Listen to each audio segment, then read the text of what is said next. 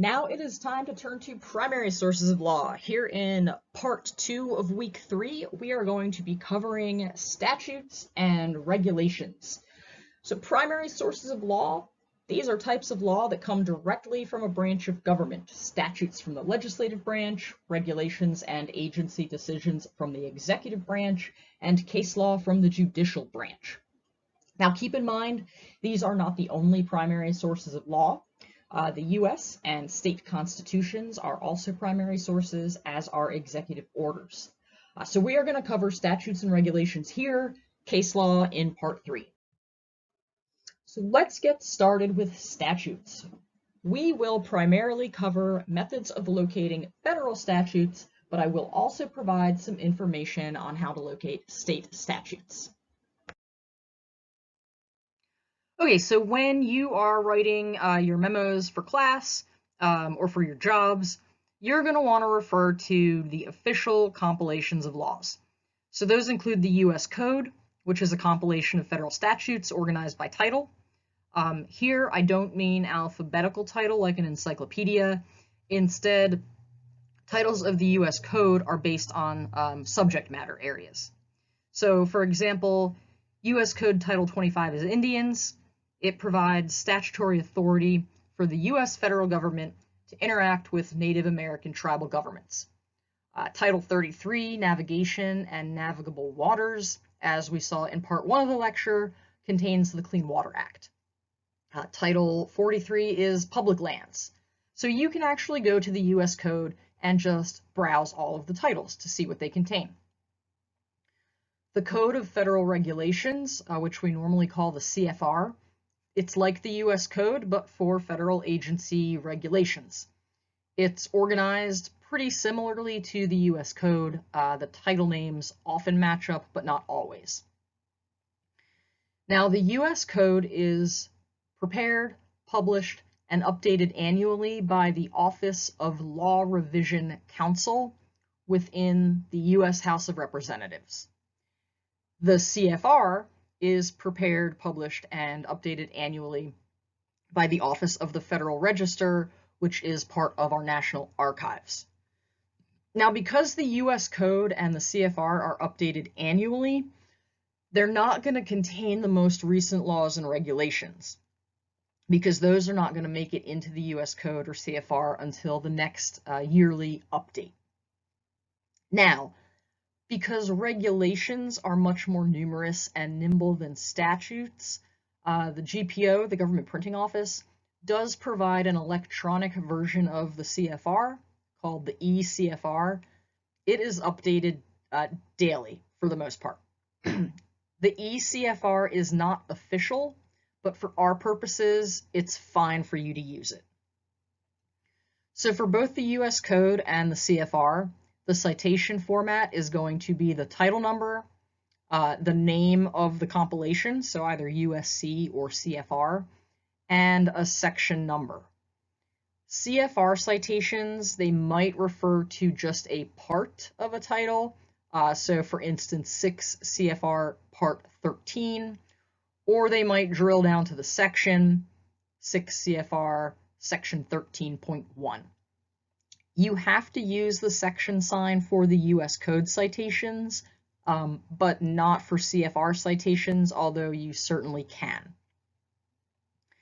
Now, the Federal Register, unlike the U.S. Code and CFR, is not an annual compilation of laws and regulations. It is the official daily journal of the federal government, kind of like a daily diary. The Federal Register contains notices and other publications by federal agencies, and that includes proposed regulations, final regulations, notices of adjudications, and notices of changes to existing regulations.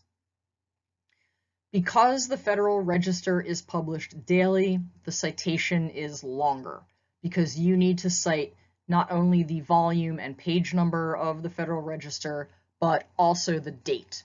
So you can see the citation formats here on the screen. So the U.S. Code and the CFR, they're divided into nice tidy titles that are based on subject matter. That is not the case for judicial opinions, also called case law or court opinions or court rulings, and that's not the case for the administrative equivalent of judicial opinions, which are agency decisions. So rather than being codified, court decisions are compiled into books called reporters, and these reporters cover the decisions of certain courts, and they do so in chronological order.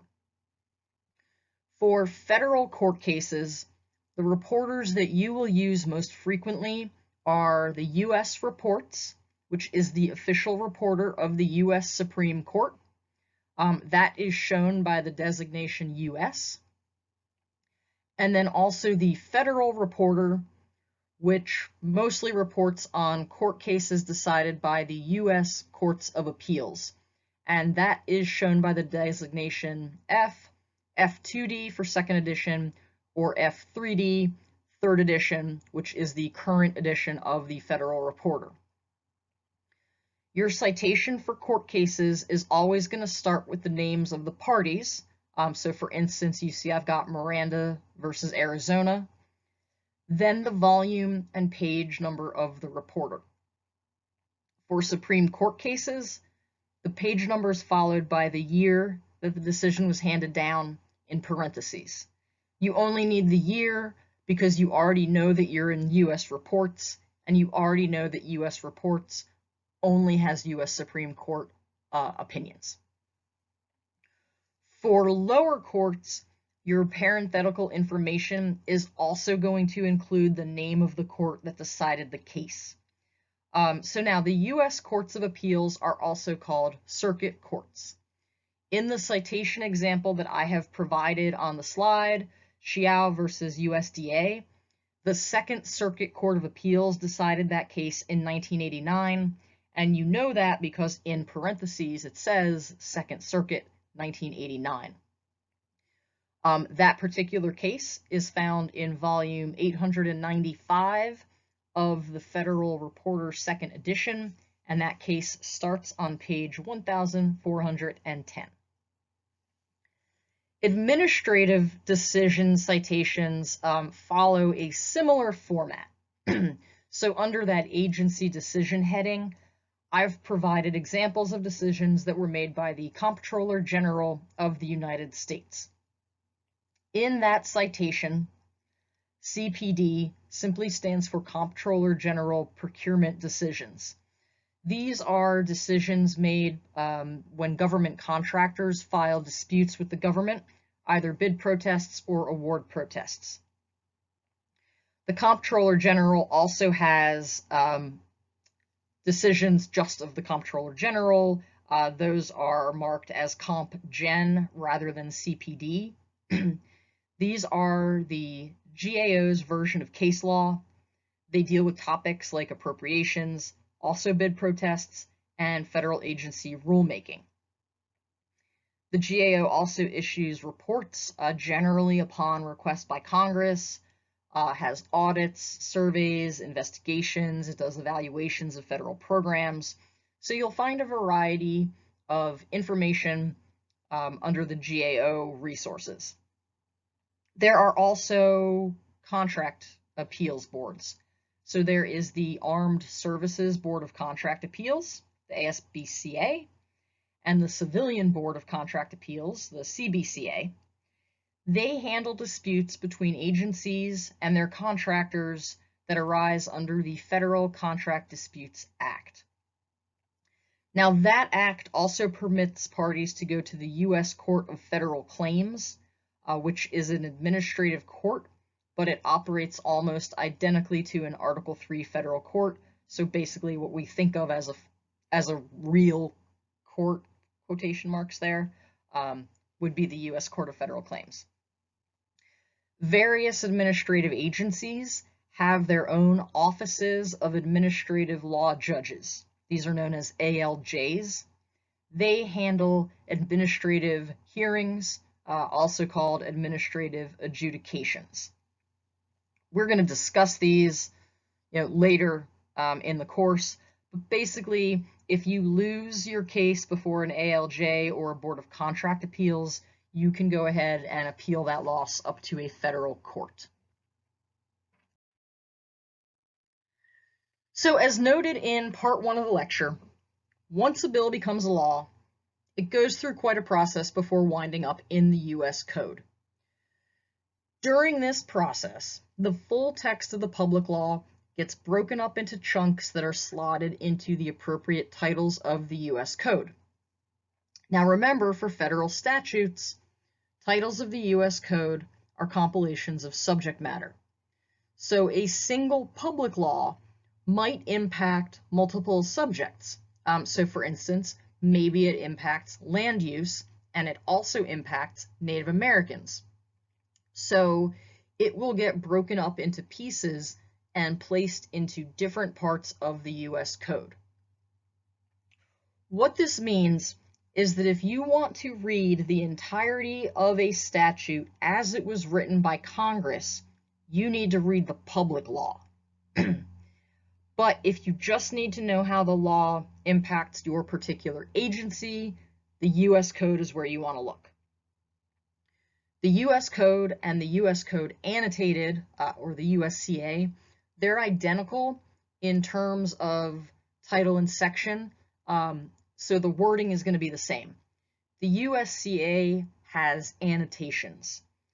Those annotations are secondary sources, but they are very useful when you're performing legal research. Just remember, the USCA is not the official compilation. You've got to cite to the U.S. Code. So when you are citing federal statutes, your primary official citation is the U.S. Code. If that is not available for some reason, which could be just because it hasn't been placed into the U.S. Code yet, use the public law number.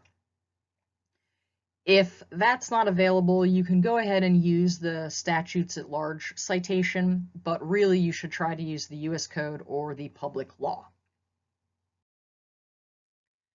So here is sort of a breakdown of the general organization of the U.S. Code.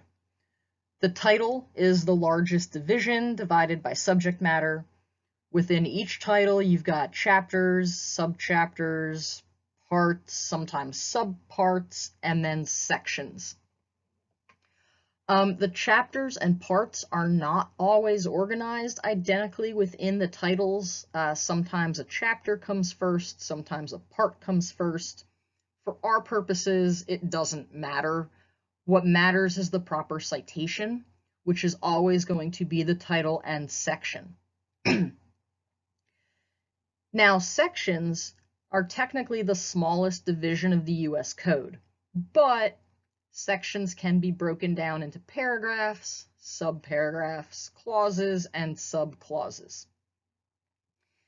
If you're citing to a law and say you need to cite to section 201, but it contains paragraphs A, B, and C, you've got to cite to that appropriate paragraph. If you are quoting directly from subparagraph A1, you need to cite to section 201A1, not just 201, not just 201A. You've got to drill all the way down. So I think that most or all of you are familiar with the basic structure of the U.S. Code or your state's equivalent. But let's take a look at the structure using a non-legal example. So consider all of the public universities within the state of Colorado. In the example here that I've got on the screen, Title I is Colorado Public Universities. That gets broken down into chapters, each of which represents a specific public university. I organize these alphabetically. You'll see that Chapter 9 is the University of Colorado, Denver. Then we break down CU Denver further into subchapters that represent the colleges and schools within CU Denver. Again, I've done this alphabetically, so the School of Public Affairs is subchapter 8. Then SPA is broken down into parts. You'll see that Part 1 is general provisions. That might be the structure of the School of Public Affairs and the admission process. The remaining parts divide it up into chunks such as the Criminal Justice Program, the Public Affairs Public Administration Program, concentrations and certificates, and leadership programs. All of those parts are further broken down into sections. You will see that our class fits under Part 2, Section 3, Criminal Justice Graduate Degrees, and also Part 3, Section 2, Public Administration Graduate Degrees. So hopefully by looking at this non-legal example, hopefully this is just a useful way for you to envision the structure of the U.S. Code. You can find the U.S. Code on a variety of websites.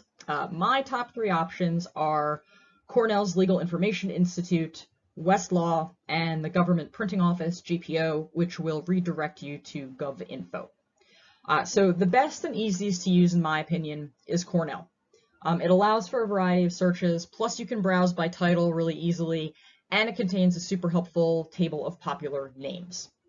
So you might know the popular name of a law, but not its official name or where it is in the U.S. Code. And a popular name table will get you to that location. So for instance, you can look up the Clean Water Act. It's actually called the Federal Water Pollution Control Act. U.S. Code, like I said, available also via GPO and Westlaw. The benefit of the GPO site is that it is occasionally more up-to-date than the Cornell site. And the benefit of Westlaw is that it links the U.S. Code sections to their related regulations in the CFR. Cornell used to have that. That option's down right now. Maybe it'll come back. Here are images of the table of contents for the U.S. Code from Cornell, the GPO, and Westlaw. I recommend that you take a look at all 3 options and then just use whichever one you like best. We will look at Cornell and Westlaw in more depth. So here is Cornell's U.S. Code website. You'll see that the U.S. Code is organized by title. So remember, sometimes all of the laws affecting a certain agency are going to be located within a single title, but that is not always the case. Because agencies can be involved in multiple substantive areas of law, the statutes that impact them can be spread around in different titles of the U.S. Code. Cornell's website has a search option for title and section, which I find really helpful. I've got that highlighted there on the screen. If you know your statutory citation, you can just enter it into that search box and Cornell will take you directly to the section. Alternately, you could click on the various titles to expand them. And again, Cornell offers a table of popular names. You'll see that over towards the right hand of the screen. Great when you know the popular name, but not necessarily the citation. So let's say that you are looking for the Administrative Procedure Act, which is sort of the Bill of Rights of administrative law. And let's say that you are specifically looking for its section on rulemaking. You can use the Cornell U.S. Code page to find this section in a couple of different ways. So first, if you know the citation, which is 5 U.S.C. section 553, you can enter it into the search bar, click go, and voila, Cornell takes you directly to section 553. Second, if you know the correct title of the U.S. Code, you can click that title and then browse. So you're looking for the Administrative Procedure Act, the part that deals with rulemaking. You can guess that Title 5 of the U.S. Code is a good place to start because it's about the organization of our government. Once you expand Title 5, you will see that Part 1 is about the agencies generally. If you click that, you're going to get a bunch of different chapters about agencies, and you will see that Chapter 5 is Administrative Procedure. Click Chapter 5, and you get a list of subchapters that cover various aspects of administrative procedure. Since you are looking for part of the Administrative Procedure Act, you are going to want to click Subchapter 2. And then that's going to finally take you to all the various sections that make up the Administrative Procedure Act.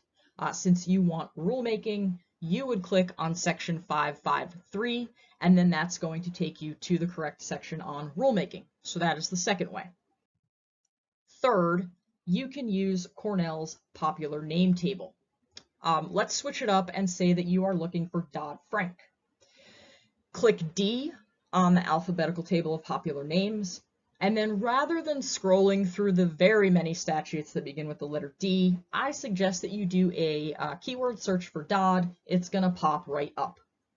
So from this screen, you can see the Dodd-Frank Wall Street Reform and Consumer Protection Act. You can see that it became law July 21st, 2010.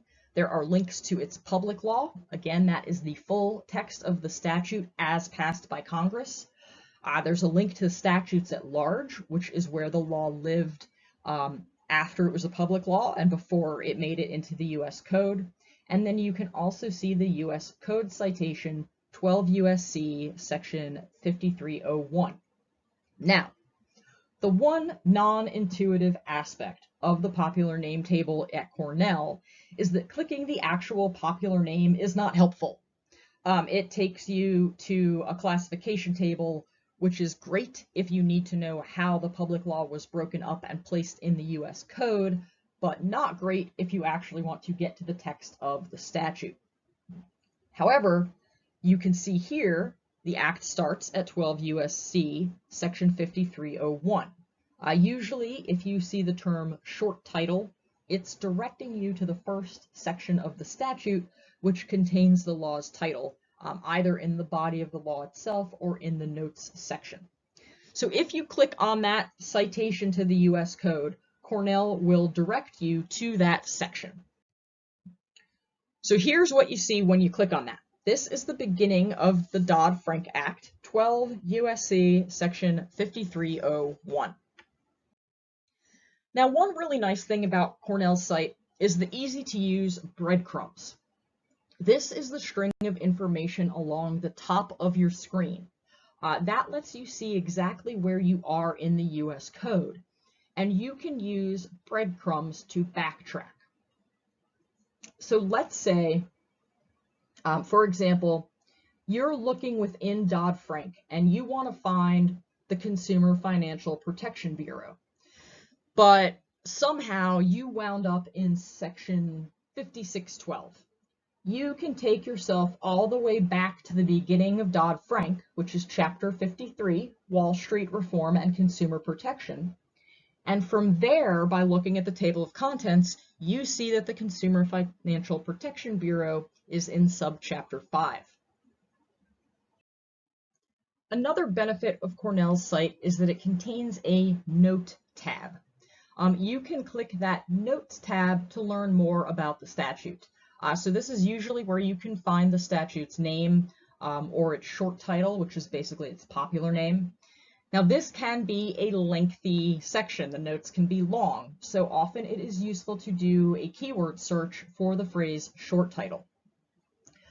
Let's just go back to the start of Dodd-Frank, 12 U.S.C. section 5301. When you click the Notes tab, that's on the top part of the screen, you'll immediately see the full name of the statute. The Notes tab says, this act is known as the Dodd-Frank Wall Street Reform and Consumer Protection Act. That isn't always up front. Some statutes don't have that right away. So if you don't see it immediately, do that keyword search for a short title.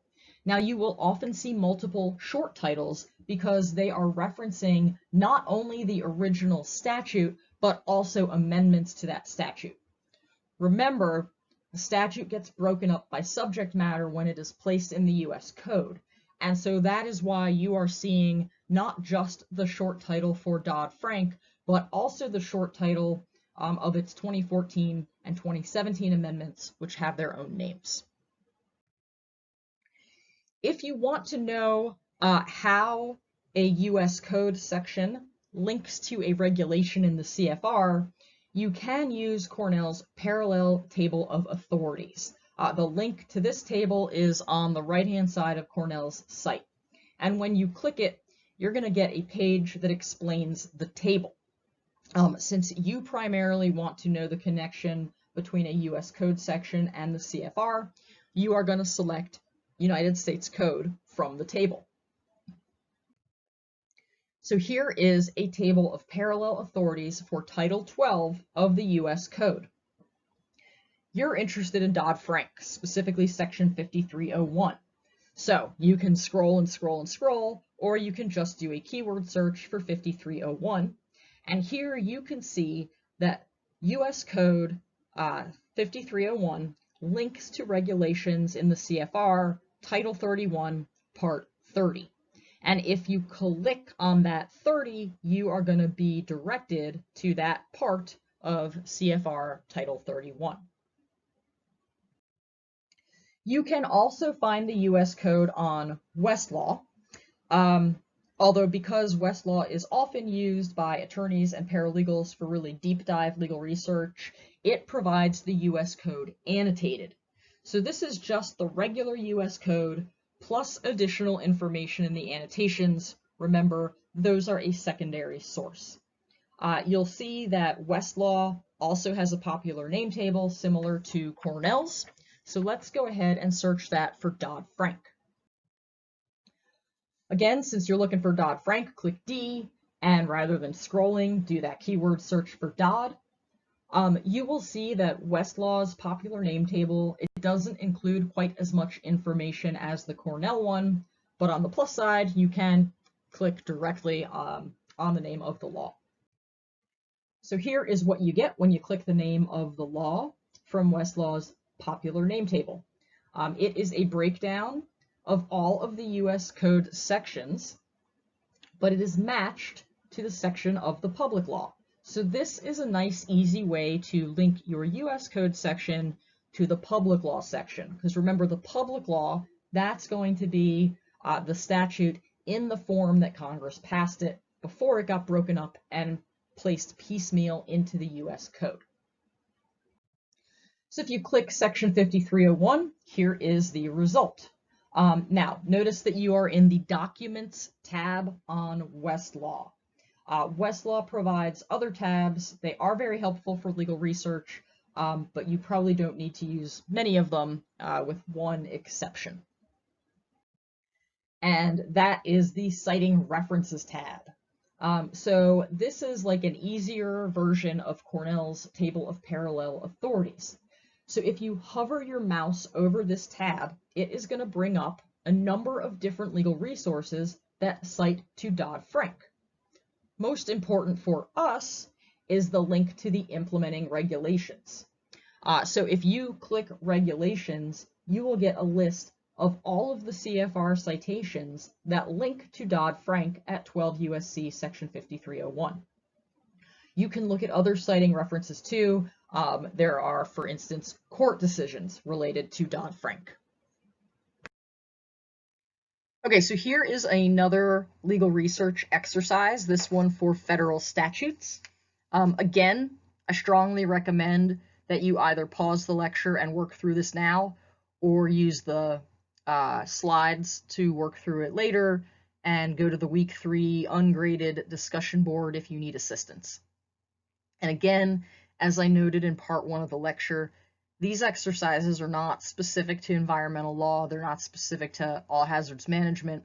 I just want you to practice the process of legal research. So in this case, I want you to use Cornell's popular name table to find the No Child Left Behind Act of 2001. I want you to find the citation for that statute. I want you to find what year it was signed into law and which section is about school improvement. If you are looking for state laws, then you're obviously not going to be looking in the U.S. Code. You'll have to find the state's official compilation of its statutes. Citation format is going to vary by state. It's not quite as simple as a U.S. Code citation, but the actual format of the statutes is going to be almost identical to the U.S. Code. Now, your state might call its official compilation a code, an annotated code, statutes, or revised statutes. Maryland's official compilation of statutes is the Maryland Code Annotated.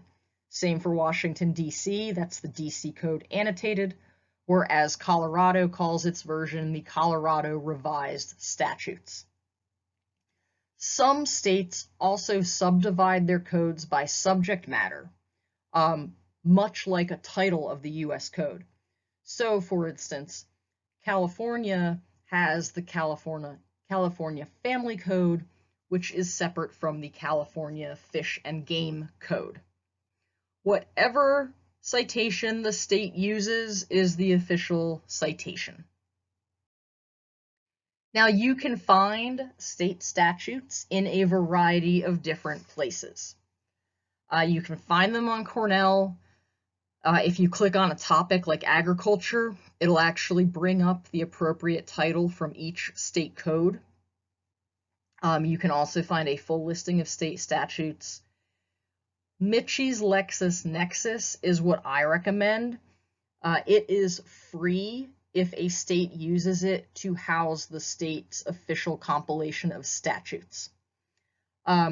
Also, you can go to the landing page of a state's website like Colorado.gov. It will probably include a link to the statutes. If not, you can go to the state legislature's website, and then you can also just Google it. If you do a Google search for Colorado statutes, Google is going to give you a link to the Colorado Revised Statutes. And here they are. Colorado Revised Statutes, organized by title, looks very much like the U.S. Code. Now remember to expand your sections so that you can browse topics. If you are looking for Colorado's emergency management statutes, you will see that it is in Title 24, State Government. You expand Principal Departments. You will see that Article 33.5 is Public Safety. And then Part 7 is Emergency Management. And in Part 7, you are going to find all of the various sections that relate to emergency management, including Section 705.3, which is the statewide all hazards resource database. So here is a specific section of the Colorado statute. Notice here that there are also breadcrumbs available, so you can see exactly how you got here to Section 705.3. You'll also see the official Colorado Revised Statute citation there, highlighted in a red box.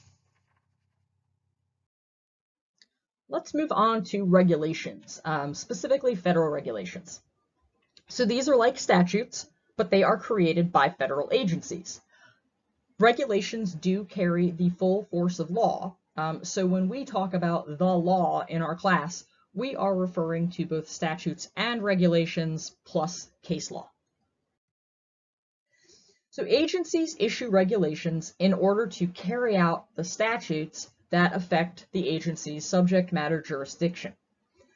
As we're going to talk about later this semester, the public has to be notified if an agency wants to issue a regulation, and the public has to be given an opportunity to comment on the regulation. So this means that agencies don't just create regulations, boom, done. Instead, agencies create proposed regulations or proposed rules, which eventually become final regulations. The public is notified about proposed and final regulations via the Daily Federal Register, or by going to Regulations.gov, which will provide the Federal Register citation. Now, because it is published daily, if you're going to cite to the Federal Register, you must include the volume, the page number, and the date of issue in your citation. Final regulations are also printed in the Federal Register, but then they are compiled and codified into the CFR. The CFR operates much like the U.S. Code, in that the titles represent broad subject matter categories, and then those are further divided into chapters, parts, and sections. The official citation for final regulations is going to be the title number, CFR, and then the section number. Proposed regulations, they do have to be published in the Federal Register. Some years ago, the feds also created Regulations.gov that mirrors information published in the Federal Register, but it's a bit more interactive. You can search and browse, you can submit your comments on proposed regulations, but if you need to cite a proposed regulation, please cite to the Federal Register. Fortunately, Regulations.gov will provide you with that official Federal Register citation. When using Regulations.gov, be aware that you might need to use your agency's commonly known abbreviation, such as searching for USDA rather than United States Department of Agriculture. So if you search by abbreviation and come up empty-handed, try again with the full name of the agency and vice versa. For both Regulations.gov and the Federal Register, remember that the search defaults to the present day. So if you are looking for a proposed regulation that was issued yesterday, you're not going to find it in your default search for today. You are going to have to expand the date range. Final regs are published in the CFR. That is available on Cornell's site, Westlaw, and GPO. The GPO actually provides you with two different options. The regular CFR, the text of which will be identical to what you find on Cornell's site, and also the eCFR, which is updated more regularly, usually daily. The reason that the GPO provides the eCFR is because there are so many regulations issued each year that the regulated parties can't necessarily wait for that annual CFR compilation. So you need a way to get to it fairly quickly after the regulation was implemented. Okay, here are images of the table of contents for the CFR from Cornell, GPO, and Westlaw. Much like with the US Code, I recommend that you take a look at all three options and then use whichever one you like best. We are going to look at Cornell and Westlaw in more depth. So here is Cornell's CFR site.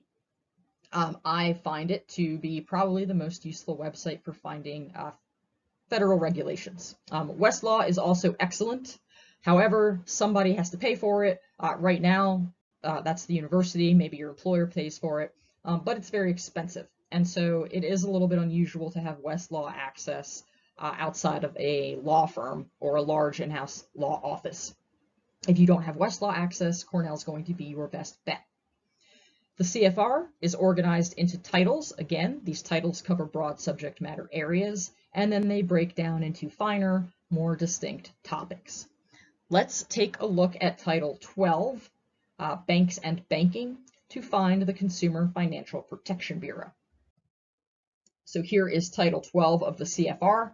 You can either skim the page or provide a keyword, perform a keyword search to find the Consumer Financial Protection Bureau. You will see that it is Chapter 10, so go ahead and click on that. Now you can see all of the many subject matter areas for which the Consumer Financial Protection Bureau has issued regulations. All of these are going to be in 12 CFR Chapter 10. Let's take a look at Part 1001, Financial Products or Services. So here we are, Part 1001. Notice that Cornell's CFR website also uses breadcrumbs, so you can move back and forth within a title of the CFR to find what you need. Cornell also provides you with the authority the agency used to issue the regulations. So here you see that the CFPB relied on 12 U.S.C. sections 5481 and 5512.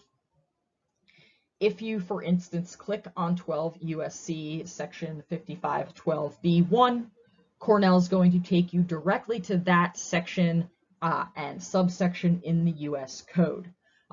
In that case, what you're looking at In that particular section, 12 U.S.C. 5512b1 is the grant of rulemaking authority from Congress to the Consumer Financial Protection Bureau. If you instead want to see the regulation at 12 CFR 1001.1, click that link, and Cornell will direct you to that section within the CFR. Westlaw also provides access to the CFR. You can find the link under the Federal Materials tab. Just like Cornell, it gives you a simple list of CFR titles. So again, let's look at Title 12. Westlaw's default is to expand all sections. Now, I personally appreciate that because if you don't know what you're looking for, expanding all sections is a great way to browse. However, we already know that the Consumer Financial Protection Bureau is Chapter 10, so here I have collapsed Chapters 1 through 9. As with Cornell's CFR site, you can see the list of the many subject matter areas for which the CFPB has issued regulations. Let's take a look at how Westlaw displays Part 1001. Here we are, Part 1001. Notice that Westlaw's CFR website also uses breadcrumbs, so again, you can move back and forth within a title. And Westlaw also provides you with references and annotations related to Part 1001. If you click that, you'll get a pop-up, or it'll take you to a new screen where you can see that the CFPB relied on, again, 12 U.S.C. sections 5481 and 5512. If instead you want to see the regulation at 12 CFR 1001.1, you click that, and Westlaw brings up the specific section. State regulations, they are usually set up in a fashion similar to the CFR, but the best way to find them is to just do a Google search. So here I searched for Colorado regulations, and Google sent me to the Code of Colorado Regulations, housed on the Colorado Secretary of State's website. And if you were to scroll down, you will see the Department of Public Safety there in 1507, and then further you will see the Division of Homeland Security and Emergency Management. So if you click that, then you get to the regulations, Colorado regulations that apply to emergency management. Now, I will say that there is much less consistency in the ways that states organize their regulations. Personally, I don't think that Colorado or Maryland, which are the states in which I do most of my legal research, neither of them do a particularly great job with their online regulations, but it is still easier than having to go to a law library. You can also use Westlaw to find state regulations. Remember, click that State Materials tab. From there, you can select your state. In this case, I went ahead and picked Colorado. Scroll down, you can find regulations, and then click on Colorado regulations. As with the State of Colorado website, you will find the Colorado Department of Public Safety in Title 1507. Now, as I said earlier, proposed federal regulations are published in the Federal Register, but also available at Regulations.gov. It is worth poking around the Regulations.gov website. It is not always the most intuitive interface, but it does provide a wealth of information, and eventually you will get used to it. Here I have clicked the Browse tab to see featured regulations. These are the regulations that agencies expect will receive the most comments. Never assume that an important proposed regulation will be included on the featured list. You might need to go and find it. To do that, you can search Regulations.gov by agency and by document type from the advanced search feature. So you can scroll to by agency and then start typing the agency's name or abbreviation. Again, sometimes Regulations.gov wants you to type out the whole name. Sometimes it's fine with an abbreviation. Here you can see that I am looking for proposed rules, so that means proposed regulations, That's checked off by document type by the USDA. I've got that over there down towards the bottom in by agency. You can see that there are 39 results for my search of USDA proposed rules. You can see some of the regulations here. Let's click the first one, equal opportunity for religious organizations in USDA programs. And here you get to see an overview of the proposed regulation, a summary of the regulation, when written comments are due, how to provide those written comments, and the name and contact information for the person at the USDA who is in charge of this proposed regulation.